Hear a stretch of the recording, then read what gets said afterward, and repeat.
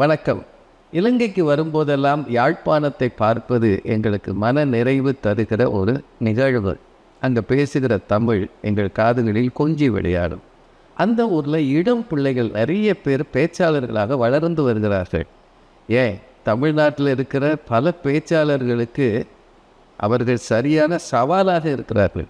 அப்படிப்பட்ட இளம் பேச்சாளர்களை தேடி கண்டுபிடிப்பதற்கு டான் டிவி நடத்துகிற நிகழ்ச்சி தான் சொற்சமர். இந்த நிகழ்ச்சியை திரு லலிசன் அவர்கள் திறம்பட செய்து வருகிறார். அதில் நீங்கள் உங்கள் பிள்ளைகளை அனுப்பி பங்கேற்க வைங்க. பெற்றோரும் ஆசிரியரும் இந்த நிகழ்ச்சிக்கு ஆதரவு தாங்க. அதை விட மறக்காமல் அந்த நிகழ்ச்சியை தொடர்ந்து பாருங்கள். நானும் அதை பார்த்துக்கிட்டு இருக்கிறேன்.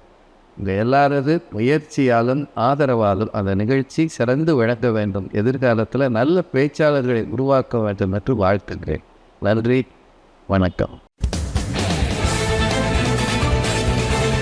காதொளிரும் குண்டலமும் கைக்கு வளையாபதியும் கருணை மார்பின் மீதொளிர் சிந்தாமணியும் மெல்லிடையில் மேகலையும் சிலம்பார் இன்ப போதொளிர் பூந்தாமரையும் பொன்முடிச் சூளாமணியும் பொலியச் சூடி நீதியொளிர் செங்கோலாய் திருக்குறளை தாங்கும் தமிழ் நீடு வாழ்க. திக்கெட்டும் பரந்து வாழும் தீன் தமிழ் உறவுகளே வணக்கம். இது டான் தொலைக்காட்சி பெருமையோடு வழங்குகிற சொற்சமர். வளரும் இளம் பேச்சாளர்களுடைய வாதத்திறனை மேம்படுத்துவதற்கான அமர். இன்றைய சொற்சமர் களம் தென்மராட்சி நோக்கி நகர்ந்திருக்கிறது. தென்மராட்சியின் சிறந்த பாடசாலைகள் என போற்றப்படுகின்ற 2 பாடசாலைகளை சேர்ந்த பிள்ளைகள் இந்த நிகழ்ச்சியில் பங்கேற்க வருகை தந்திருக்கிறார்கள். தென்மராட்சியிலே இருக்கிற தேசிய பாடசாலை சாவகச்சேரி இந்து கல்லூரி. மிக அதிகளவான பிள்ளைகள் அந்த பாடசாலையிலே கல்வி கற்கிறார்கள்.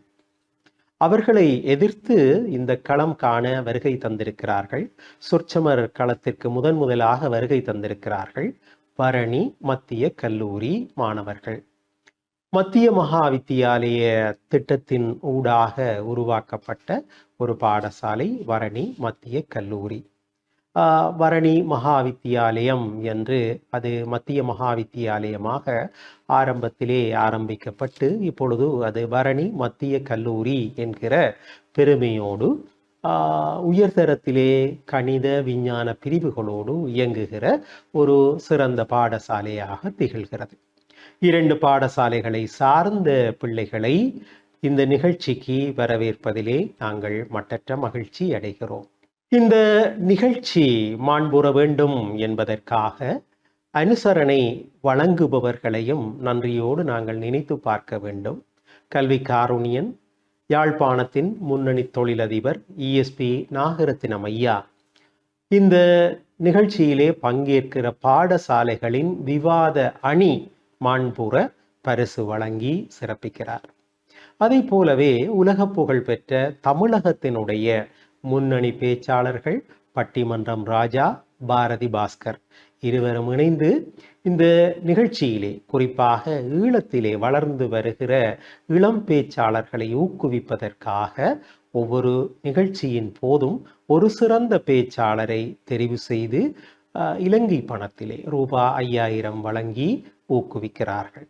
அந்த அனுசரணைக்கு ஊக்குவிப்பிற்கு முதற்கண் நன்றியை தெரிவித்துக் கொண்டு நாங்கள் நிகழ்ச்சிக்குள்ளே செல்வோம்.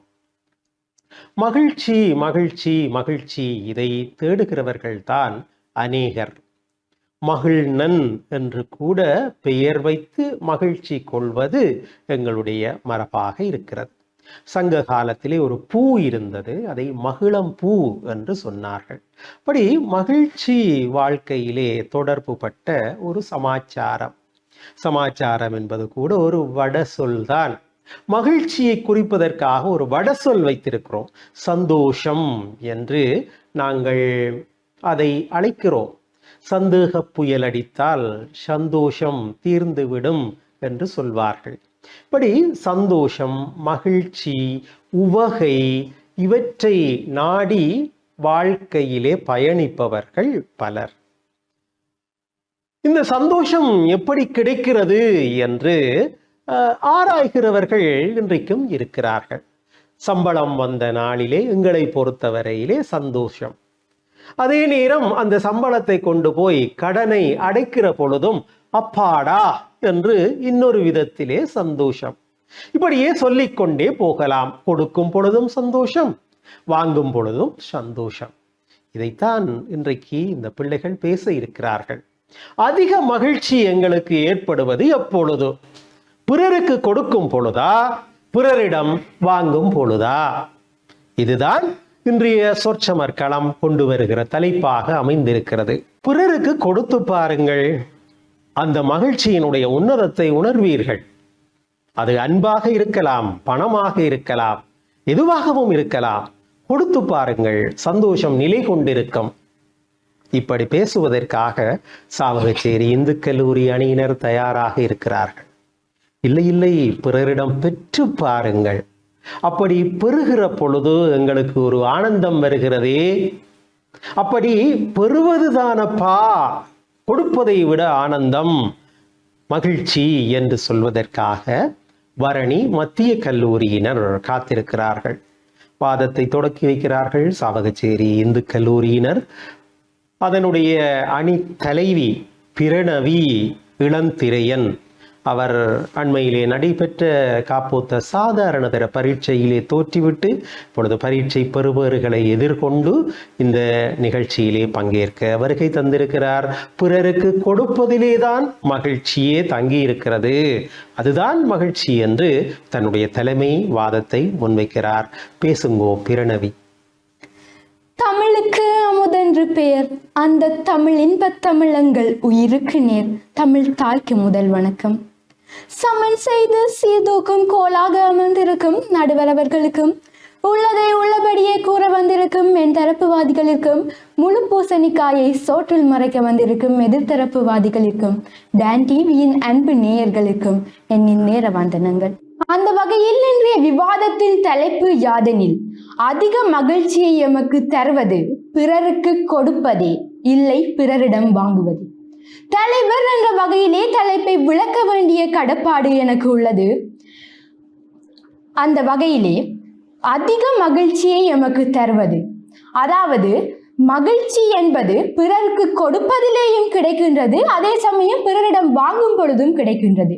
ஆனால் அதில் எது அதிகமான மகிழ்ச்சியை தருகின்றது என்பதுதான் இன்றைய விவாதத்தின் தலைப்பு. பிறருக்கு கொடுப்பது என்பது வெறும் பொன்னையோ பொருளையோ கொடுப்பது அல்ல. அன்பை கொடுக்கலாம், உணவை கொடுக்கலாம், அவர்களிடம் என்ன இல்லையோ அதே விடயம் எங்களிடம் இருக்கும் போது அதை பிறருக்கு நம்மால் கொடுக்க முடியும். அதேதான் ஈத்து உவக்கும் இன்பம் என்றார்கள் பெரியோர்கள்.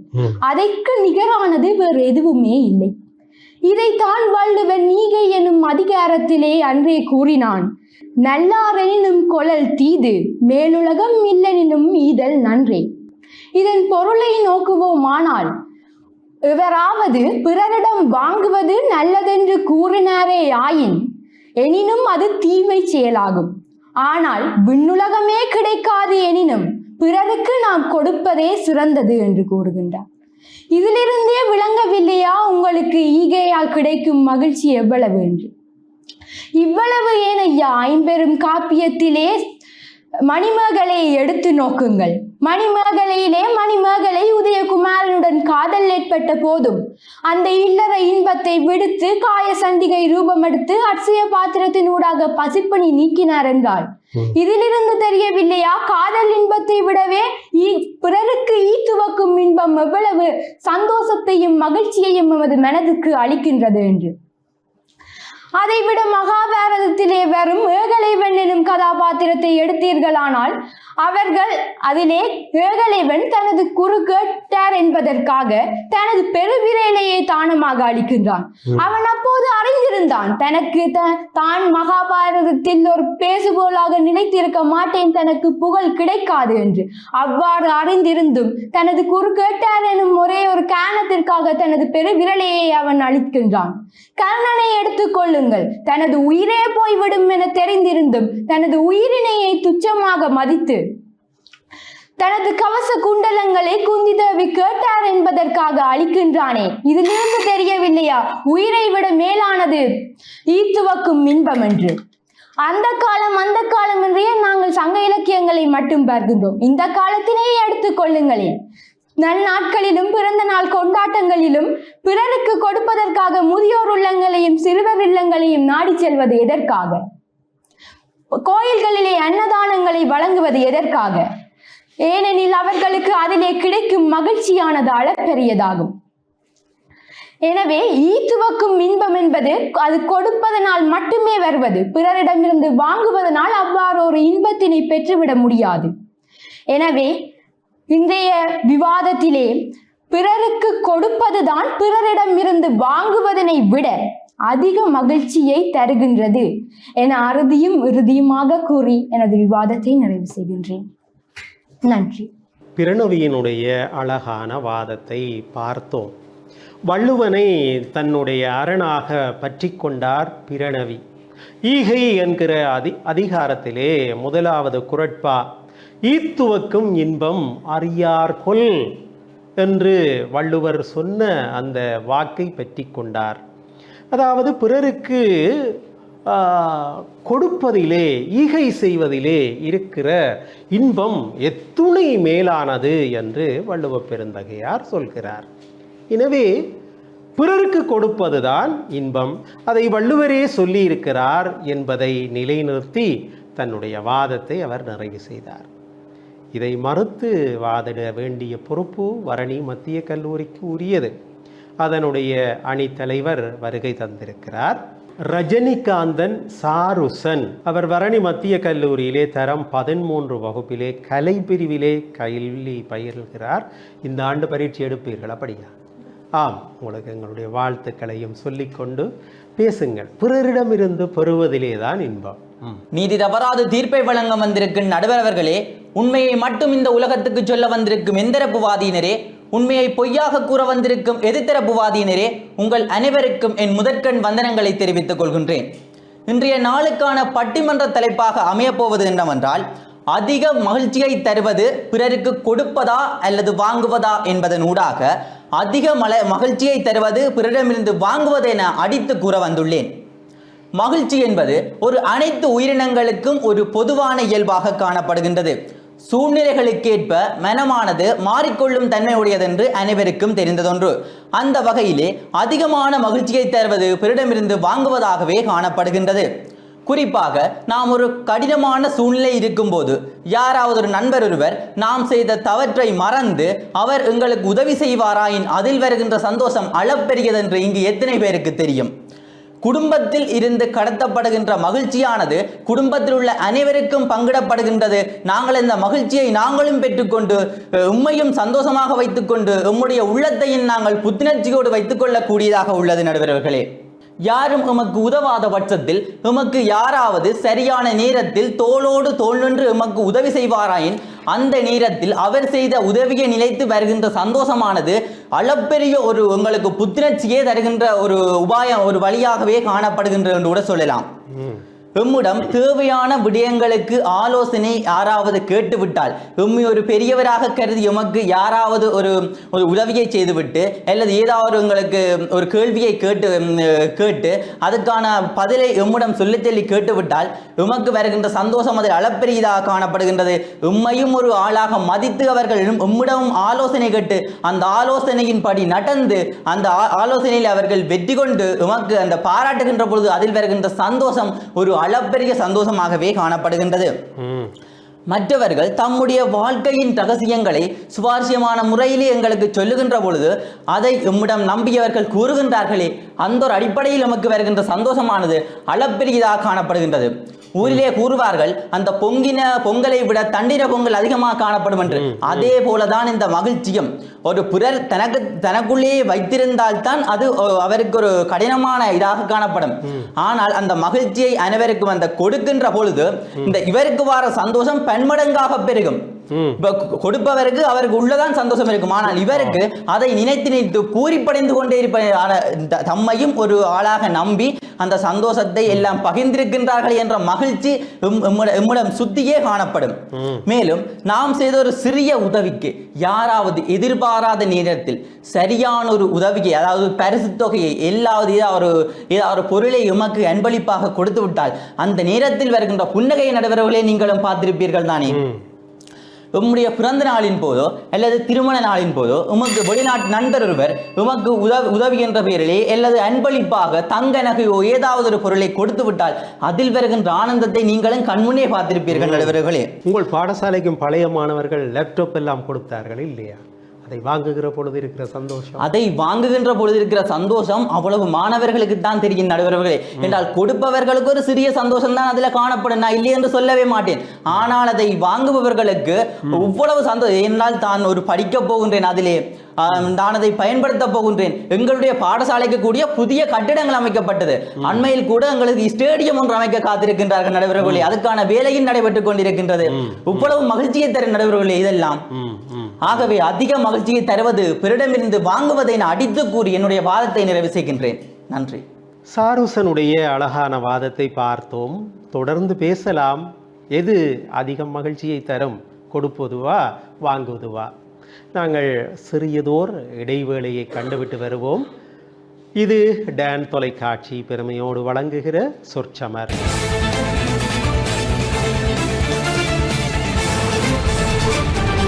இடைவேளையை தொடர்ந்து மீண்டும் இணைகிறோம். இது டான் தொலைக்காட்சி பெருமையோடு முன்னெடுக்கிற சொற்சமர். இன்றைய சொற்சமர் களத்திலே தென்மராட்சி மண்ணின் புகழ் பூத்த 2 பாடசாலைகளை சேர்ந்த பிள்ளைகள் பங்கேற்று சிறப்பிக்கிறார்கள். பரணி மத்திய கல்லூரி அவர்களை எதிர்த்து சாவகச்சேரி இந்து கல்லூரி. இது சாவகச்சேரி இந்து கல்லூரியினருக்குரிய நேரம். அதிக மகிழ்ச்சியை தருவது பிறருக்கு கொடுக்கும் போதுதான் என்று தொடர்ந்து வாதத்தை முன்னெடுக்க வந்திருக்கிறார். அண்மையிலே ஓஎல் பரீட்சையிலே தோற்றிவிட்டு இந்த நிகழ்ச்சிக்காக வருகை தந்திருக்கிற கிருஷிகா அவர் என்ன சொல்ல போகிறார் என்பதை பார்ப்போம். மதிப்பிற்குரிய நடுவர் அவர்களுக்கும் என் தரப்பு வாதியினருக்கும் எதிர்த்தரப்பு வாதியினருக்கும் மற்றும் டான் டிவியின் அன்பான நேயர்களுக்கும் எனது இந்நேர வந்தனங்கள். இன்றைய விவாத தலைப்பில் அதிக மகிழ்ச்சியை நாம் பெற்றுக்கொள்வது பிறருக்கு கொடுப்பதிலே எனும் வாதத்தில் எனது வாதத்தை தொடர்கிறேன். நடுவர் அவர்களே, அனைவரும் கவனித்திருப்பீர்கள். ஒருவர் கொடுக்கும் போது கொடுப்பவரின் கையே மேலே நிற்கிறது, ஆனால் வாங்குபவரின் கை கீழே தான் நிற்கிறது. இதிலிருந்தே கொடுப்பதன் முக்கியத்துவம் விளங்கி இருக்கும் என நினைக்கிறேன். பாண்டவர்க்கு மூத்தவன் கௌரவரால் கௌரவிக்கப்பட்டவன். அறத்தையும் மரத்தையும் தன் அடையாளமாக்கிய அங்க தேசத்து அரசன் கர்ணன். அவன் கொடுத்தே பழகிவிட்டான். அதனால் தான் இன்றும் அவனை கொடுத்து கொடுத்து சிவந்த கரங்கள் என்று சொல்கிறோம். இன்று கல்வியை நோக்குவோமானால் இன்று கல்வி காரஞ்சன் என்று நாம் அழைக்கின்றோமே, அவர் கொடுப்பதன் காரணமாகத்தான் இன்று கல்வி காரஞ்சன் என்றே அழைக்கப்படுகின்றார். அவ்வாறு கொடுப்பதற்கும் ஒரு மனம் வேண்டும். அதுதான் அதிக மகிழ்ச்சியை தரும். எதிர்த்தரப்பு வாதியினர் கூறியிருந்தார், கடினமான தருணத்தில் ஒருவர் கொடுக்கின்றார் என்று, அதை வாங்கும் போது சந்தோஷப்படுகின்றீர்கள் என்று. நீங்கள் சந்தோஷப்படுவதற்கு ஒருவர் கொடுக்க வேண்டும், அதைத்தான் நீங்கள் வாங்குகின்றீர்கள். அதனால் கொடுக்கும் போது அதிக மகிழ்ச்சியை பெற்றுக்கொள்கின்றார்கள். ஏன், இன்று அனைவரது வாழ்க்கையிலும் ஒரு முக்கியமான பங்காக திருமணத்தை சொல்லலாம் அல்லவா? அங்கு முக்கியமாக ஒரு நிகழ்வு நடக்குகின்றது. அது கன்னிகாதானம். அங்கு என்ன நடக்கின்றது? தானம் அங்கு கொடுக்கப்படுகின்றது. அவ்வாறு இல்லை என்றால் நீங்கள் யாராவது திருமணம் செய்வீர்களா? பெண்ணை பிடித்து கொடுக்கிற பொழுது அப்பா அப்பப்பா பாரம் கழிகிறது. அதில் 2 விடயம் இருக்கின்றது. ஒன்று, தனது தந்தை தாய்க்கு ஒரு கவலை இருக்கின்றது, தனது பிள்ளை தன்னை விட்டு போகின்றது என்று. ஆனால் அதை விட தனது பிள்ளை இன்னொருவருடன் சந்தோஷமாக இருக்க போகின்றது என்றும் ஒரு சந்தோஷம் இருக்கின்றது. இதில் அவர் தனது கவலையை விட்டு சந்தோஷத்தை ஏற்றுக்கொள்கின்றார். சிலர் கண்ணீர் வடிப்பார்கள். அது இன்ப கண்ணீரா துன்ப கண்ணீரா என்று நான் அறியவில்லை. அடுத்து அதன் பின்னே ஒன்று நடக்கின்றது, உணவு வழங்கப்படுகின்றது. பூதாக்கலம் என்று சொல்வார்கள் இல்லையா? அங்கு அநேகமானோர் திருமணம் என்றாலே உடனே பந்தியில் போய் அமர்வதைத்தான் எதிர்பார்ப்பார்கள்.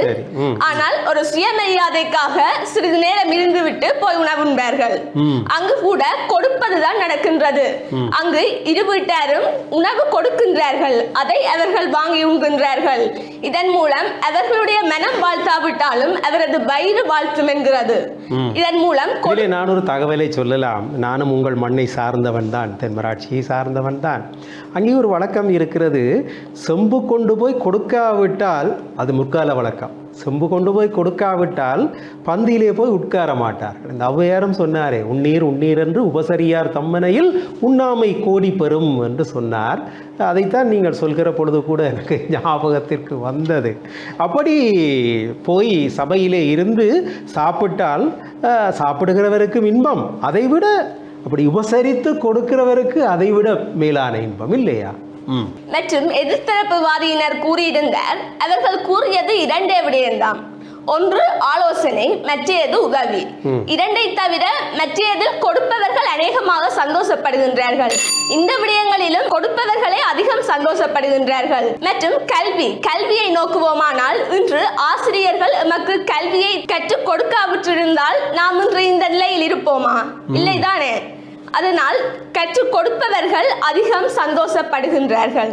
அது மட்டுமல்ல, மலையகத்தில் பாடம் சொல்லிக் கொடுப்பதை கற்றுக் கொடுப்பதுதான் என்று சொல்கின்றார்கள். படிச்சு கொடுக்கிறேன்னு சொல்லுவார்கள்.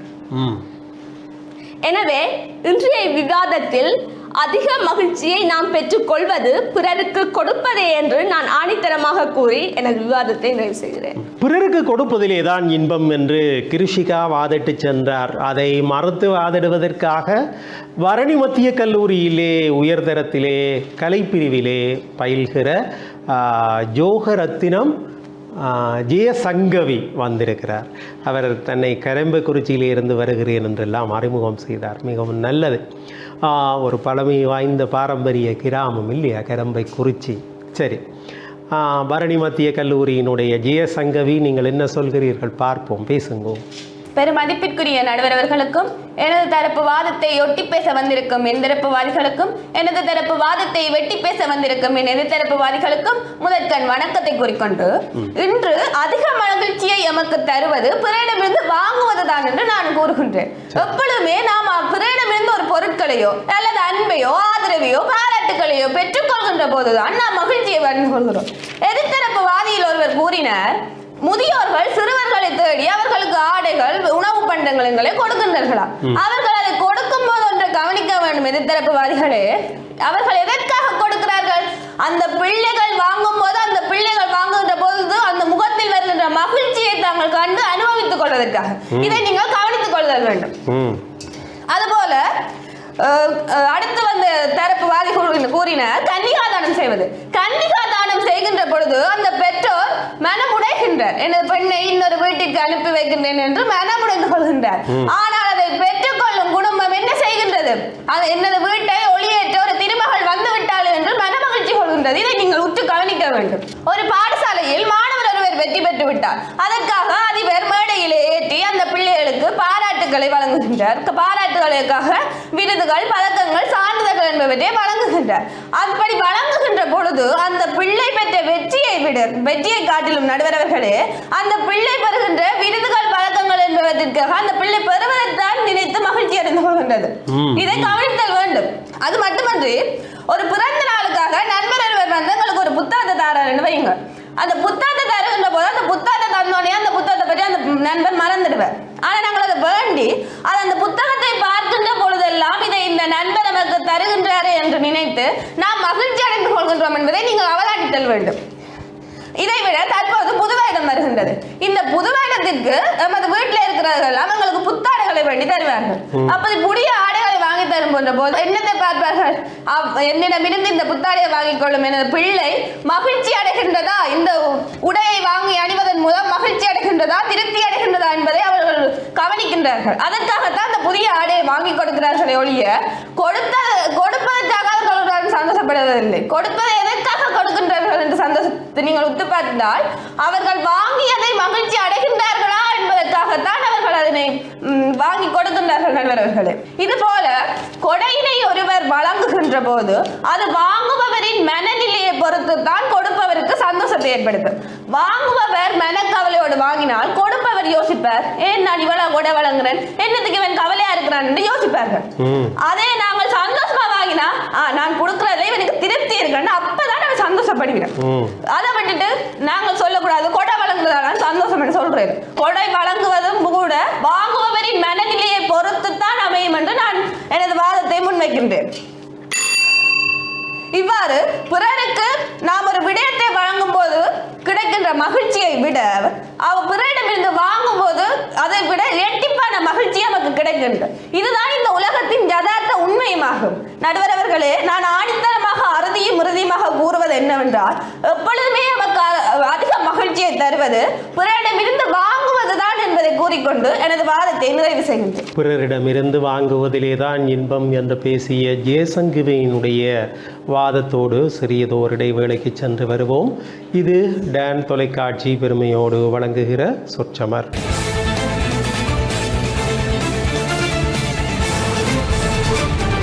இடைவேளையை தொடர்ந்து மீண்டும் இணைந்திருக்கிறோம். இது சொற்சமர். இன்றைய சொற்சமர் களத்திலே தென்மராட்சியின் புகழ்பூத்த 2 பாடசாலைகள், சாவகச்சேரி இந்து கல்லூரி, அவர்களை எதிர்த்து பரணி மத்திய கல்லூரி. இது இந்து கல்லூரி மாணவர்களுக்குரிய நேரம். சாகித்யன் வந்திருக்கிறார், செந்தில் செல்வன் சாகித்யன். அவர் ஓயல் பரீட்சை எழுதிவிட்டு முடிவுகளை பார்த்து கொண்டிருக்கிறார். அவர் பிறருக்கு கொடுப்பதிலே தான் இன்பம் என்று பேச வந்திருக்கிறார். பேசுங்கள் சாகித்யன். என்னை தமிழுக்கும் நடுநிலை தவறாத தீர்ப்பளிக்க வந்திருக்கும் நடுவ பெருந்தகைகளுக்கும், என் தரப்பு வாதிகளுக்கும் என் எதிர்த்தரப்பு வாதிகளுக்கும் என் முதற்கண் வணக்கத்தை தெரிவித்துக் கொண்டு, அதிக மகிழ்ச்சியை தருவது பிறருக்கு கொடுப்பதே என்ற தலைப்பின் கீழ் எனது விவாதத்தை தொடர வந்துள்ளேன். செல்வத்து பயனே ஈதல் துய்ப்பமெனினும் தப்புனலே என்று சங்க இலக்கியங்களில் மிக அருமையாக கூறியுள்ளார்கள். அதாவது, நாம் யாரிடமும் பொருட்களை வாங்குவதை விட நாம் அவர்களுக்கு ஏதேனும் கொடுத்தால் அது எமக்கு அளப்பெரிய சந்தோஷத்தை கொடுக்கும். ஆனால் எல்லோரும் வாங்கிக் கொண்டு மகிழ்ச்சியாக இருந்து விட மாட்டார்கள். கொடுப்பதால் மட்டுமே எமக்கு அதீத மகிழ்ச்சி கிடைக்கும். அது மட்டுமல்லாது, கடையேழு வள்ளல்களாகிய அதியமான், ஆயரண்டியன், ஓரி, காரி, கள்ளி, பாரி, பேகன் ஆகியோர் இன்றும் நிலைத்திருக்க காரணம் என்ன? வாங்கியதா அல்லது கொடுத்ததா? நீங்களே கூறுங்கள். வாங்கிய யாராவது இன்றும் நிலைத்திருக்கின்றார்களா? எமது தமிழக வரலாற்றில் கொடுத்ததால் மட்டுமே அனைவரும் இன்று வரை பேசப்படுகின்றார்கள். இதை யாராலும் மறுக்க முடியாது. நடுவர்களே, எதிர்த்தரப்பு வாதி கூறினர், புதுவரிடத்திற்கு புத்தாடை எடுத்துக் கொடுத்தால் நாங்கள் சந்தோஷப்படுவோம், ஆனால் கொடுத்தவரை விட நாங்கள் தான் சந்தோஷப்படுவோம் என்று. நான் ஒன்று கேட்கின்றேன், அப்ப கொடுத்தது என்ன துக்கமா பட போற? தான் சந்தோஷப்பட்டதால் தானே உங்களுக்கு எடுத்து தந்திருக்கின்றார் புத்தாடைகளை. நீங்கள் சந்தோஷப்படுவதால் அவரும் அதை பார்த்து சந்தோஷப்படுகின்றார். தனது சந்தோஷத்தின் காரணமாக உங்களுக்கு புத்தாடை எடுத்து தருகின்றார். அது அவருக்கு மேலான சந்தோஷத்தையே அளிக்கின்றது. அவரது மகிழ்ச்சி உங்களது மகிழ்ச்சியை பார்த்து அவர் மகிழ்ச்சி அடைகின்றார். இங்கே கொடுப்பதே மிக முக்கிய காரணியாக அமைகின்றது. அது மட்டுமல்லாது என்னொன்று கூறினார் எதிர்த்தரப்புவாதி, நாங்கள் கொடுத்து நீங்கள் நிறைய மாட்டீங்களா? அதை விட வாங்கினா தான் நாங்கள் நிறைவேம் என்று. நான் ஒன்று கேட்கின்றேன், அன்னதானம் எல்லாம் என்ன மாதிரி? கொடுக்க கொடுக்க நீங்க என்ன சாப்பிட்டு இருக்க போறீங்க? அன்னதானம் என்றது தானங்களிலே மிக சிறந்த தானம். ஒருவரை நிறைவடைய செய்யும் தானம் அன்னதானம். அதை விட வேறு ஒன்றாலும் உங்களை நிறைவு செய்ய முடியாது. அது மட்டுமல்லாது, கொடுப்பதன் மூலமே நாம் அளப்பெரிய மகிழ்ச்சி அடைகின்றோம். அது மட்டுமல்லாது, கொடுப்பதால் தான் ஒருவன் தனது வாழ்வின் உன்னத நிலையை அடைகின்றான். மகாபாரதத்தின் கர்ணன் கூட என்ன கேட்டாலும் அவன் கொடுக்கின்றான். அதனால் மகாபாரதத்தில் எத்தனையோ பேர் போராலும் தமது வெற்றி குணத்தாலும் தமது வீரத்தாலும் இன்று வரை நிலைத்திருந்தாலும் கொடுத்தலில் சிறந்தவன் கர்ணன் என்று யாரேனும் சொல்லுவார்கள். ஏன் நீங்கள் கூட ஏதாவது கொடுத்தால் இந்த சார் நல்லா கொடுக்கிறதுல கர்ணன் பரம்பரைடான்னு சொல்றீங்க தானே சார்? அதால் கொடுப்பதால் தான் இந்த உலகில் எல்லோரும் நிலைத்து நிற்கின்றார்கள். கொடுத்தலில் தான் மிகவும் சிறந்த எமக்கு மகிழ்ச்சியும் கிடைக்கின்றது. கொடுத்து கொடுத்து சிவந்த கையென கர்ணனை கூட கொடுத்ததன் சிறப்பாகத்தான் இங்கு கூறுகின்றார்கள். எனவே அதிக மகிழ்ச்சியை தருவது பிறரிடம் வாங்குவது அல்ல, எம்மிடம் இருப்பவற்றை பிறரிடம் கொடுப்பதே என்று அறுதியும் மிருதியுமாக கூறி எனது விவாதத்தை நிறைவு செய்கின்றேன். நன்றி. சாகித்யனுடைய வாதத்திற்கு பதில் வாதம் புரிவதற்காக பரணி மத்திய கல்லூரியிலே தரம் 13 வணிக பிரிவிலே கல்வி பயில்கிற தனுக்சிகா கந்தசாமி வந்திருக்கிறார். அவர் வரணி இயற்றாலையைச் சேர்ந்தவர். வரணி மத்திய கல்லூரியிலே கல்வி பயில்கிறார். பேசுங்கள் தனுக்சிகா. நடுநிலையாக நின்று நமது வெண்மையை கணித்து தீர்ப்பு சொல்ல வந்திருக்கும் நடுவர் அவர்களுக்கும், அரங்கத்தை அதிர வைத்து அனைவரது மனதையும் கொள்ளை கொள்ள வந்திருக்கும் என் தரப்புவாதிகளுக்கும், அரிச்சந்திரன் வழியில் வந்தோர் போல் எல்லோரிடம் உண்மையை பேச போகிறோம் என அலப்பறை பண்ணிவிட்டு பொய்யை மெய்யாக்க வந்திருக்கும் எதிர்த்தரப்புவாதிகளுக்கும் இந்நேர வணக்கத்தை தெரிவித்துக் கொள்கின்றேன். இன்றைய வாதத்தில் நான் கூற வரும் கருத்து மனதுக்கு மகிழ்ச்சியை தருவது வாங்குவதே. எதிர்த்தரப்பு வாதிகளிடம் நான் ஒன்று கேட்கின்றேன், யதார்த்தத்தை சொல்லுங்கள். நீங்கள் கொடுப்பதில் சந்தோஷம் அடைகிறீர்களா இல்லை வாங்குவதில் சந்தோஷம் அடைகிறீர்களா? எதிர்த்தரப்பு வாதி சொல்கின்றார், ஆசிரியர் கல்வியை தருவதில் சந்தோஷம் அடைகின்றாராம். நாளைக்கு சம்பளத்தை பாடிவிட்டா வேலைக்கு வர மாட்டேன். அது எங்களுக்கு தானே தெரியும். அந்த கல்வியை நாங்கள் பெற்றுக்கொள்வதில் நாங்கள் பெறும் சந்தோஷம் அல்லவா சந்தோஷம். இதை நீங்கள் ஏற்றுக்கொள்கின்றீர்களா? பிறரிடம் வாங்குவது தீய செயல் என்கிறார். பிறரிடம் வாங்குவது தீய செயல் என்றால் ஏன் அந்த காலத்தில் புலவர்கள் எல்லாம் போய் மன்னர்களிடம் நின்றார்கள் வாங்குவதற்கு? ஏன் சொல்லுங்களேன், தீய செயலை ஏன் புலவர்கள் செய்தார்கள்? வாங்கினவர்கள் யாரும் புகழ் பெறவில்லையா? அதுக்காகவே ஆற்றுப்படை என்ற இலக்கியங்கள் இருந்தன. பொருணர் ஆற்றுப்படை, கூத்தர் ஆற்றுப்படை, சிறுபான் ஆற்றுப்படை, பெரும்பான் ஆற்றுப்படை. வாங்குவது சந்தோஷம் தானே. வாங்கினவர்கள் யாரும் புகழ் பெறவில்லையா? புலவர் பெருஞ்சித்திரனார் வாங்குவதற்காகத்தான் குமணன் தலையை கொடுத்தான். பெருஞ்சித்திரனார் புகழ் பெறவில்லையா? வாங்குவது சந்தோஷம் என்றபடியே தானே குமணன் கொடுத்தான். குமணனுக்கு என்ன தலையை கொடுப்பதில் சந்தோஷமாயா? சொல்லுங்கள் நீங்களே. குமணனுக்கு தலையை கொடுப்பதில் சந்தோஷமா இல்ல புலவர் பெருஞ்சித்திரனாருக்கு அதை வாங்குவதில் சந்தோஷமா? ஏகலைவன் கர்ணன் கொடுத்தார்களா? ஏகலைவன் கையை வெட்டும் போது என்ன சந்தோஷமாக வெட்டினார்களா? குரு கேட்டு விட்டான் என்பதற்காக வெட்டினர். தான் கேட்டவுடன் தனது சிஸ்டர் தனது பெருவிரலை வெட்டி விட்டான் என்று குருதான் சந்தோஷப்பட்டானே தவிர தனது பெருவிரலை வெட்டி விட்டேன் என ஏகலைவன் சந்தோஷப்படவில்லை. நீங்கள் உங்களிடம் நண்பரிடம் ஒரு 1000 ரூபாய் நோட்டு கடன் கேட்கிறார் உங்களுடைய நண்பர். அதை கொடுக்கும் போது உங்களுடைய மனது எவ்வளவு தியக்கின்றது என்று உங்களுக்கு தான் தெரியும். ஆனால் அந்த நோட்டை உங்களது நண்பன் வாங்கும் பொழுது எவ்வளவு சந்தோஷம் அடைகிறார் என்றது உங்கள் நண்பனுக்கு தான் தெரியும். உங்களுக்கு எவ்வளவு கஷ்டப்பட்டு துன்பப்பட்டு ஐயோ இந்த நோட்டை வாங்கிட்டானே திரும்ப தருவானான்றதா உங்களோட மனசுல இருக்குமே தவிர அந்த நோட்டை அவன் வாங்குற உங்களோட நண்பனுக்கு தான் உண்மையான சந்தோஷம் கிடைக்கின்றது. கோயில்ல அன்னதானத்தை வழங்குறது சந்தோஷம் என்றா அன்னதானத்தை கொடுத்து போட்டு எதுக்கு வீடியோ எடுத்து சமூக வலைத்தளத்துல போடுறீங்க? அதை நீங்க கொடுத்துட்டு மன நிம்மதி கிடைச்சா அப்படியே போகலாம் தானே. யூடியூப், பேஸ்புக் எல்லா சமூக வலைத்தளங்களையும் விளம்பரப்படுத்துறீங்க. அந்த விளம்பரம் தான் கொடுக்கிறவங்களோட நோக்கமே தவிர வாங்குறவங்களுக்கு உண்மையா தனது வயிறு நிறைய சந்தோஷம் கிடைக்கிறத தவிர கொடுக்கிறவங்க யாருக்குமே சந்தோஷம் கிடைக்கவில்லை. கொடுக்கறதுல சந்தோஷம் இல்லையேண்டா குசேலரும் கிருஷ்ணரும் எவ்வளவோ பெரிய நண்பர்களாக இருந்தார்கள். அந்த வாங்கும் பொழுது அந்த அவள் ஒரு கந்தி ஆடையில சுத்தப்பட்ட அவளை வாங்கிக்க கிருஷ்ணர் பெற்ற சந்தோஷத்துக்கு அளவா நான் எதுவுமே ஈடில்லைன்னு சொல்றேன். அதை நீங்க எல்லாரும் ஏற்றுக்கொள்வீங்க என்றும் நான் நம்புறேன்.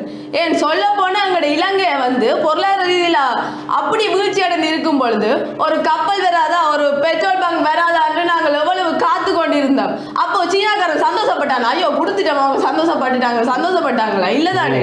ஆனா வாங்கும் போது நாங்க வேண்டிய சந்தோஷத்துக்கு அளவே இல்லை. ஒரு கப்பல் வராதான்னு சந்தோஷப்பட்டோம். அந்த சந்தோஷம் தான் உண்மையானது. வாங்கும் போது வர சந்தோஷம் தான் உண்மையானு சொல்றேன்.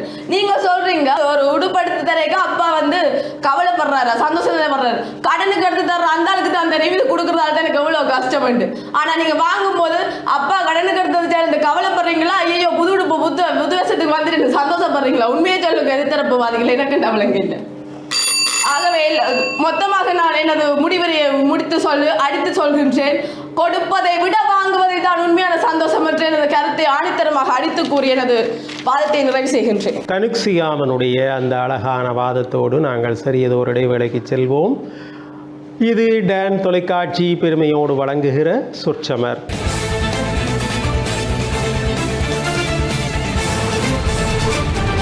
இடைவெளியை தொடர்ந்து மீண்டும் தொகுப்புரை மற்றும் தீர்ப்புரையினூடாக சந்திக்கிறோம். தொகுப்புரைக்காக நான் முதலிலே அழைப்பது சாருசன். அவர் வரணி மத்திய கல்லூரியினுடைய அணித்தலைவர்.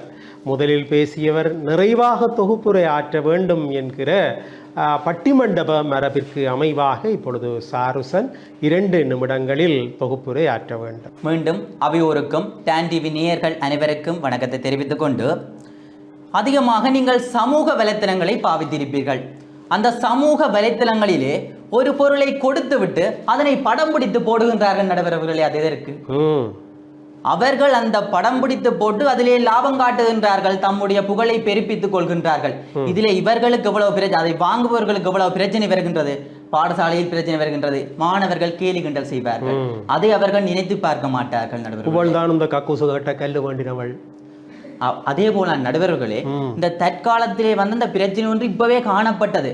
அது அதை நான் குறிப்பிட்டு சொல்லவில்லை, ஆனால் அந்த பிரச்சனை இப்போது இடம்பெற்று அது இந்த காவல் நிலையம் ஊடாக அதெல்லாம் சென்று அது பல்வேறு பிரச்சனைகள் அந்த கேஸ் இப்ப முகம் கொடுத்து கொண்டிருக்கின்றது நடுவர்களே. அது உங்களுக்கு தெரிந்ததுண்டு. மேலும் இந்த கொரோனா காலத்தை நீங்க பார்த்திருப்பீர்கள். அவ்வளவு பெரிய நாடு, அந்த நாட்டில இருந்து பெட்ரோல் டீசல் ஒன்றும் கொண்டுவரவில்லை அது நாட்டுக்கு. அந்த நேரத்திலே மக்கள் எவ்வளவு அல்லல்பட்டு கொண்டிருந்தார்கள் நடுவர்களே. அவர்கள் அந்த வவுசர் பெட்ரோல் வவுசர் வருகின்ற வேளை உதுனான் இந்த அருகிலே நிறகுடம் வைத்து கொண்டாடியுள்ளார்கள். ஏன்? அது நமக்கு கிடைக்க போகின்றது. அப்போ கொடுப்பதில்லை மகிழ்ச்சி, அதை வாங்குவதிலான நடுவர்களே மகிழ்ச்சி உள்ளது. மேலும் இன்னொன்று சொல்ல விரும்புகின்றேன். குறிப்பாக கொடுப்பதுதான் சந்தோஷம் என்று இவர்கள் கூறுகின்றார்கள் அல்லவா, அவர்களுக்காக இந்த பட்டிமன்றத்தின் முடிவிலே நீங்கள் தான் வெற்றி பெறப் போகின்றீர்கள் என்று நீங்கள் கூறப்போகின்றீர்கள் நடுவர்களே. அப்படி கூறும் வேளையிலே உங்களுக்கு சிறிதும் சந்தோஷம் இருக்காது. ஆனால் அதை பெற்றுக்கொள்வதற்கு இவ்வளவு சந்தோஷம் இருக்கு, நாங்கள் தான் வெற்றி பெறப் போகின்றோம் என்று. அதனாலே ஒரு பொருளை கொடுப்பதை விட அந்த பொருளின் மீது ஆசைப்பட்டு வாங்குகின்றவருக்கு அதிகமான மகிழ்ச்சி கிடைக்கின்றது. அதனை அறுதியும் உறுதியுமாக கூறிக்கொண்டு எமக்கு அணி சார்பாகவே நீங்கள் வெற்றியை புள்ளிகளை தர வேண்டும் என சொல்லி விடைபெறுகின்றேன். நன்றி, வணக்கம். கொடுப்பதிலே தான் இன்பம் என்று தொகுப்புரையாற்றுவதற்காக சாவகச்சேரி இந்து கல்லூரி அணித் தலைவி பிரணவி அவைக்கு மீண்டும் வணக்கங்களை கூறிக்கொண்டு தொகுப்புரைக்குள் நுழைய முன் எதிர்த்தரப்பு விவாதிகளின் விவாதத்தை எதிர்த்து பேச வேண்டிய கட்டாயம் எனக்கு உள்ளது. அவர்கள் ஆசிரியர்களை பற்றி இங்கே இழுத்திருந்தார்கள். அதாவது நாளைக்கு சம்பளம் தரவில்லை எனில் அவர்கள் வேலைக்கே செல்ல மாட்டார்களாம். நடுவர் அவர்களை, நீங்களும் ஒரு ஆசிரியர் தானே, நீங்கள் கூறுங்கள், ஆசிரியர் பணி என்பது சம்பளத்திற்காக செய்யும் ஒரு வேலையா? நம்ம சிக்கல்ல மாட்டிடாதீங்கோ, நீங்கள் பேசுங்கோ. எனவே ஆசிரியர் பணி என்பது சம்பளத்திற்காக செய்யும் ஒரு வேலை அல்ல, அது ஒரு சேவை. அதனால் கிடைக்கும் இன்பமானது நீங்களும் அவ்வாறு ஒரு வேலையை தொழிலை மேற்கொள்ளும் போதே உங்களுக்கு புரியும். அதை விட அவர்கள் பெருஞ்சித்திரனார் வாங்கும் போது கிடைத்த சந்தோஷம் குமணவள்ளலுக்கு கொடுக்கும் போது இல்லை என்று கூறினார்கள். பெருஞ்சித்திரனார் வாங்கியது புகழா அல்லது அவருக்கு இகழ்ச்சியா? அப்படி பெருஞ்சித்திரனாருக்கு கிடைத்ததுதான் சந்தோஷம் என்றால் குமணவள்ளலை பற்றி நீங்கள் என்ன கூறுகின்றீர்கள்? நீங்கள் இன்றும் வள்ளலாக பெருஞ்சித்திரனாரை பற்றி கருத்து கொண்டிருக்கின்றீர்களா அல்லது குமணனை பற்றி கருத்து கொண்டிருக்கின்றீர்களா? அடுத்ததாக புதுவருடம் வரும்போது பிள்ளைகளுக்கு ஆடைகளை வாங்கி கொடுப்பதில் தந்தை கடனாளியாகின்றார், அவருக்கு சந்தோஷம் இல்லை என்று கூறினீர்களே. அவ்வாறு கடன்பட்டும் அந்த ஆடைகளை பிள்ளைகளிடம் கொண்டே கொடுக்கும் போது அவர்கள் முகத்தில் பார்க்கும் சந்தோஷத்தை தந்தை பார்க்கும் போது அவருக்கு கிடைக்கும் சந்தோஷம் எத்தகையது என்பதை நடுவரவர்களை நீங்களே அறிந்திருப்பீர்கள். இப்போது தொகுப்புரைக்குள்ளே நுழையலாம் என்று நினைக்கின்றேன். எங்களுடைய அணியின் சார்பாக தலைவர் என்ற வகையிலே நான் தலைப்பினை விளக்கி இருந்தேன். அதனைத் தொடர்ந்து ஈத்துவக்கும் இன்பத்தினை அதற்கு சான்றாக கூறி இலக்கிய சான்றுகளையும் அதற்கான இன்றைய நடைமுறை உதாரணங்களையும் காட்டி கூறியிருந்தோம். அதனைத் தொடர்ந்து வந்த இரண்டாம் விவாதி பொருட்களையோ பணத்தையோ கல்வியையோ பிறருக்கு கொடுப்பதிலே தான் இன்பம் என்று திருமண சடங்கிலே நடக்கின்ற சடங்குகளை கூட உதாரணமாக காட்டி அதனை நடைமுறை வாழ்விற்கு சம்பந்தப்படுத்தி கொடுப்பதில் தான் இன்பம் கிடைக்கின்றது என்பதை சிறந்த வகையில் முன்வைத்திருந்தார். அதனைத் தொடர்ந்து வந்த மூன்றாம் விவாதி கொடுப்பதிலே தான் சிறப்பு என்று பிறர் எதிர்த்தரப்பு விவாதத்தினை வெட்டி பேசியதுடன் அவர் ஒரு கேள்வியையும் முன்வைத்திருந்தார். பெரும்போது மட்டும்தான் சந்தோஷம் கிடைக்கின்றது என்றால் அப்போது கொடுக்கும் போது கிடைக்கின்ற சந்தோஷம் என்ன பெரியது அல்லவான்? ஆனால் அந்த கேள்விக்கு இதுவரை எதிர்த்தரப்பு எந்தவித பதிலையும் அளிக்கவில்லை. மற்றும் எதிர்த்தரப்பு விவாதிகள் தமது விவாதத்திலே தொகுப்புரை என்ற ஒன்றையே செய்ததாக எனக்கு தெரியவில்லை. அவர்கள் தொகுப்புரைக்கு பதிலாக அங்கேயும் வெட்டு பேச்சுக்களை தான் பேசிக் கொண்டிருந்தார்கள். எனவே இன்றைய விவாதத்திலே அதிக மகிழ்ச்சியை எமக்கு தருவது கொடுப்பது தான் என்று கூறி எனது விவாதத்தை நிறைவு செய்கின்றேன். நன்றி. அன்பிற்கினியவர்களே, அழகான வாத பிரதிவாதங்களை பார்த்தோம். அதிக மகிழ்ச்சி எமக்கு கிடைப்பது பிறருக்கு கொடுப்பதிலா அல்லது பிறரிடம் இருந்து வாங்குவதிலா என்பது இங்கே முன்வைக்கப்பட்ட கேள்வி. ஒரு அரசன் இருந்தான், அவனுடைய கைகள் சிவந்திருந்தன. தன்னுடைய மந்திரியை பார்த்து கேட்டான், மந்திரியே மந்திரியே என்னுடைய கைகள் ஏன் சிவந்திருக்கின்றன? மந்திரி அரசனை கேட்டார் போல் கதைக்க வல்லவன். அவன் சொன்னான், அரசே, நீங்கள் கொடுத்து கொடுத்து கொடுத்து உங்களுடைய மகிழ்ச்சியாலே இந்த கரங்கள் சிவந்திருக்கின்றன. ஆஹா, அப்படியா? அரசன் விடவில்லை. அவன் கேட்டான், அப்படி என்றால் எங்களுடைய நாட்டு மக்களுடைய கரங்களும் சிவந்திருக்கின்றனவே, ஏன்? அது நீங்களே அதற்கு விட சொல்வீர்கள். மந்திரியாகக்கூடிய தகுதி படைத்தவர்கள் இருக்கிறீர்கள். வாங்கி வாங்கி வாங்கி அவர்களுடைய கரங்கள் எல்லாம் சிவந்திருக்கின்றன. அரசன் அதற்கும் விடவில்லை. பாருங்க, கேட்டான், அப்படி என்றால் அயல் நாட்டு மன்னன், அயல் நாட்டு மக்கள் எல்லோருக்குமே கரங்கள் சிவந்திருக்கின்றனவே, ஏன்? இவன் சப்புக்கட்டு கட்டினான். பாருங்க, இவன் சொன்னான், நீங்கள் கொடுத்து கரங்கள் சிவந்திருக்கின்றன, மக்கள் வாங்கி கரங்கள் சிவத்து வைத்திருக்கிறார்கள். அயல் நாட்டு மன்னன் மக்கள் ஐயையோ இப்படி ஒரு அரசு நமக்கு இல்லையே என்று வேதனையிலே கையை பிசைந்து கொண்டார்கள் அரசே, அதனாலே அவர்களுடைய கைகள் சிவந்திருக்கின்றன. இப்படி சப்புக்கட்டு கட்டுகிற அரசன் உகந்த மந்திரிமார் இருப்பார்கள். இப்போ கேள்வி என்னவென்றால், மகிழ்ச்சி எதனாலே கிடைக்கிறது? தமிழர்கள் உலகிற்கு நல்ல ஒரு பாடத்தை சொல்லியிருக்கிறார்கள். அவர்கள் பொன் தயாரிப்பது எப்படி என்று சொல்லியிருக்கிறார்கள். அதை கொஞ்சம் சொல்லி தந்தால் நாங்களும் செய்வோமே என்று நீங்கள் நினைப்பீர்கள். பொன் தயாரிப்பது எப்படி? வீட்டில் நாங்களும் பொன் தயாரிக்கலாம், பொன் செய்யலாம். இப்போ நீங்கள் புரிந்திருப்பீர்கள். பொன் செய்வது எப்படி என்றால், போதும் என்கிற மனம், போதும் என்கிற மனமே பொன் செய்யும் மருந்து என்று சொல்லி வைத்தார்கள். எனவே இந்த பொன் என்பது மகிழ்ச்சியைத்தான் குறிக்கிறது. அந்த மகிழ்ச்சி எப்படி கிடைக்கிறது என்றால், போதும் என்கிற மனத்தினாலே கிடைக்கிறது. அதனாலே தான் சொன்னார்கள், அன்னதானம் கொடுக்கிற பொழுது இவனுக்கு போதும் போதும் என்று மகிழ்ச்சி கிடைக்கிறது. கொடுத்தவனுக்கு இவனுக்கு போதுமான அளவிலே கொடுத்திருக்கிறேன் என்று கொடுக்கிறவனுக்கும் மகிழ்ச்சி கிடைக்கிறது. இப்போ கொடுக்கிறது வாங்கிறது, கொடுக்கிறது வாங்கிறது, இதிலே வரக்கூடிய மகிழ்ச்சி, மகிழ்ச்சியின்மை, இவை பற்றியெல்லாம் இங்கே இவர்கள் வாதிட்டிருக்கிறார்கள். எங்களுடைய வாழ்வியல் கோலத்திலே ஈத்துவக்கும் இன்பம் என்று வள்ளுவப் பெருந்தகை குறித்ததை பிரணவி முதலிலேயே எடுத்து காட்டினார். அதற்கு பிறகு சாவகச்சேரி இந்து கல்லூரியினுடைய மாணவன் சாகித்யன் அவர் ஒரு அழகான செய்தியை சொன்னார். கர்ணன் ஆகட்டும், பாரி ஆகட்டும், ஓரி ஆகட்டும், அதியமான் ஆகட்டும், இந்த கடையேழு வள்ளல்கள் என்று சொல்கிறோமே, அவர்களுடைய பெயர்கள் இன்றும் நிலைத்திருக்கின்றன தானே. அப்படி கொடுத்தவர்களுடைய பெயர்கள் தானே நிலைத்திருக்கின்றன. ஆகவே கொடுப்பது தானே இன்பம். நானும் அதை ஆதரிக்கிறேன். ஆனால் அதற்கு பதில் சொன்ன வரணி மத்திய கல்லூரியினுடைய 3வது பேச்சாளர் அவர் அதற்கு பதில் சொன்னார். ஆற்றுப்படை இலக்கியங்கள் எழுந்திருக்கின்றன, போய் வாங்கியவர்கள் தானே அதை படைத்திருக்கிறார்கள். சிறுபானாற்றுப்படை, பெரும்பானாற்றுப்படை, நான் உதாரணத்தை கூட சொன்னேன். அதைவிட வாங்கியவர்கள் இலக்கியங்களிலே கூட இடம்பெற்றிருக்கிறார்களே என்று அவர் பேசினார். அப்படி வாங்கியவர்கள் இலக்கியங்களிலே இடம்பெற்றாலும் சிறுபாணனை பெரும்பாணனை ஆற்றுப்படுத்தி இருந்தாலும் அங்கே மன்னனுடைய பெருமையைத்தான் அவர்கள் சுட்டி பேசியிருப்பார்கள். கொடுப்பவனை முன்னிறுத்தி பேசியிருப்பார்கள். இன்றைக்கும் கொடுப்பவனுக்கு ஒரு சந்தோஷம் என்னவென்றால், இந்த அதிகம் நீதிமன்றங்களிலே இப்பொழுது பிறரிடம் வாங்கி கொடுக்கிற யூடியூபர்கள் ஈடுபடுகிறார்கள். அதற்கு காரணம் என்னவென்றால், இந்த பிறர் யூடியூபர் மூலம் கொடுப்பதற்கு ஆசைப்படுகிறார். ஏனென்றால் அவருக்கு ஒரு மகிழ்ச்சி கிடைக்கிறது, அந்த அங்கீகாரம். பலர் தன்னை பற்றி பேசுகிறார்கள், இவர் இதை கொடுத்தார். கோவிலுக்கு ஒரு சின்ன டியூப்லைட் கொடுத்தாலும் உபயம் லலீசன் என்று எழுதினால் அதிலே எனக்கு ஒரு சந்தோஷம். அப்படி இந்த மகிழ்ச்சி என்பது பிறர் என்னை பாராட்டுகிற பொழுது கூட எனக்கு கிடைக்கிறது.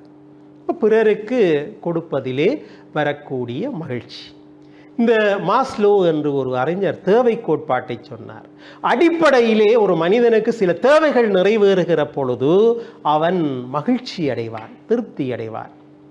என்ன தேவைகள் என்றால் அடிப்படையிலே சாப்பாடு, தண்ணீர், அகத்தேவைகள், காமம் முதலான அகத்தேவைகள் நிறைவேறுகிற பொழுது ஒரு மனிதன் மகிழ்ச்சி அடைவார். அது நிறைவேறினால் அடுத்து தேவை அவனை ஈர்க்கும். இருக்கிறதுக்கு ஒரு நல்ல இடம், போடுறதுக்கு ஒரு நல்ல உடுப்பு, உடை, அடுத்து உறையுள் பாதுகாப்பு சார்ந்த தேவைகள் நிறைவேறுகிற பொழுது சந்தோஷம் கிடைக்கும். இவையும் நிறைவேறினால் தனக்கென்றொரு நண்பன், தனக்கென்றொரு வாழ்க்கை துணை, அன்பு தேவையை அவன் நாடுவான். அதுவும் நிறைவேறினால் என்னை பார்த்து பலர் சிரிக்க வேண்டும், அதாவது சிரிக்க வேண்டும் என்றால் என்னை கணிக்க வேண்டும், என்னுடைய பெயரை சொல்ல வேண்டும், கணிப்பு தேவை அவனுக்கு வரும். இப்படி பெற்று பெற்று பெற்று பெற்று பெற்று பெற்று கடைசியிலே சுய திறனியல் நிறைவு, அவன் தன்னுடைய சுய ஆற்றலை வெளிப்படுத்தி பிறருக்கு உதவுவான். ஒரு ஆசிரியருக்கு இந்த தேவைகள் எல்லாம் நிறைவு பெற்றால், அன்பு தேவை நிறைவு பெற்று அவரை ஆசிரியர் என்று நல்ல ஆசிரியர் விருது கொடுத்து பாராட்டி, அதிபர் எடுத்ததற்கெல்லாம் அந்த சேரினிட பெயரை சொல்லி, இப்படி ஒரு சூழ்நிலை ஏற்பட்டால் அவர் நன்றாக கொடுப்பார், படிப்பிப்பார். நன்றாக படிப்பிக்கிறார் என்றால் நன்றாக கொடுக்கிறார். அந்த கொடுப்பனவு எதனாலே? அவருக்கு மகிழ்ச்சியாலே ஏற்படுகிறது. அந்த மகிழ்ச்சி, கொடுத்தல் இரண்டும் தான் உச்சமாக தொடர்பு படுவதை பார்க்கிறோம். இப்போ வாங்க வாங்க இன்பம் அனுபவித்தாலும் கொடுப்பதாலே வருகிற இன்பம் சற்று மேலானது என்று மேலைப்புல அறிஞர்களும் கீழைப்புல அறிஞர்களும் தங்களுடைய இலக்கியங்கள் வாயிலாக, தத்துவங்கள் வாயிலாக சுட்டி காட்டி இருக்கிறார்கள். எனவே அன்பிற்கினியவர்களே, இவர்களுடைய வாத பிரதிவாதங்களின் படியும் நடுவருடைய சிந்தனையின் பிரகாரமும் பிறருக்கு கொடுப்பதிலேதான் இன்பம் பெரிதும் தங்கியிருக்கிறது. எனவே கொடுப்பதுதான் இன்பம் என்று வாதிட்ட சாவகச்சேரி இந்து கல்லூரி அணியினர் அவர்களுடைய பொருள்சார் பேச்சுத்திறனாலும் குழு ஒருமைப்பாடு சார்ந்த வாதத்திறனாலும் நேரத்திற்குள்ளே விடயத்தை அடக்குகிற திறனாலும் தர்க்கவாத திறனாலும் இந்த வெற்றியை பெற்றுக்கொள்கிறார்கள் என்பதை தீர்ப்பாக சொல்லி, உலக புகழ்பெற்ற பேச்சாளர்கள் பட்டிமன்றம் ராஜா, பாரதி பாஸ்கர் இருவரும் இணைந்து வழங்குகிற சிறந்த பேச்சாளருக்கான பரிசை இந்த சுற்றிலே பெற்றுக்கொள்பவர் சாவகச்சேரி இந்து கல்லூரியினுடைய அணி தலைவி பிரணவி. அவர் அந்த பரிசை பெற்றுக்கொள்கிறார். வாருங்கள் பிரணவி. நல்லது நேயர்களே, மீண்டும் மற்றும் ஒரு நிகழ்ச்சியில் சந்திக்கலாம். நிகழ்ச்சி தயாரிப்பாளர் டான் தொலைக்காட்சியினுடைய மனிதவள முகாமையாளர் செல்வச்சந்திரன், படத்தொகுப்பு மற்றும் படப்பிடிப்பு மேற்கொள்கிற விபீஷன் குழுவினர், நிகழ்ச்சி அனுசரணையாளர் ESP நாகரத்தினம் ஐயா, ஊக்குவிப்பு பரிசில்களை வழங்குகிற பட்டிமன்றம் ராஜா, பாரதி பாஸ்கர் இவர்களோடு மீண்டும் மற்றுமோர் நிகழ்ச்சியில் சந்திக்கும் வரை வணக்கம் கூறி விடை கொள்கிறேன். நன்றி, வணக்கம்.